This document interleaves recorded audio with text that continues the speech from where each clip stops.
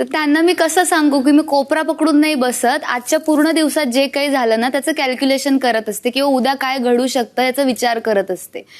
कारण big boss हा game जरी असेल ना तरी मी जगताना अशी जगते की हे 100 दिवस मला खूप काही शिकवून जाणार आहेत. त्यामुळे जेव्हा जेव्हा ते प्रश्न मी वाचत होते ना तेव्हा तेव्हा मला बिग बॉस एवढे कळलेत की बिग बॉस साधा प्रश्न तर विचारणारच नाहीत. Big boss Marathi season 6. तन्वीने भाऊच्या धक्क्याला रिव्हील केली तिची स्ट्रॅटेजी. ती म्हणते की ती एकटी बसली असते असे सगळे म्हणतात. अख्खा दिवस गेल्याच्या नंतर ती एकटी बसून एकटक एकीकडेच डोकं लावून विचार करत असते असं तिचं म्हणणं आहे. तिचं म्हणणं आहे की जो काय टास्क होतो, जे काय दिवसाभरात होतं, ती त्याचं एका जागेवरती बसून विचार करत असते, कॅल्क्युलेशन करत असते की आज काय काय घडलं आणि उद्या काय घडू शकतं. आणि हाच विचार ती सगळीकडे बसून करत असते.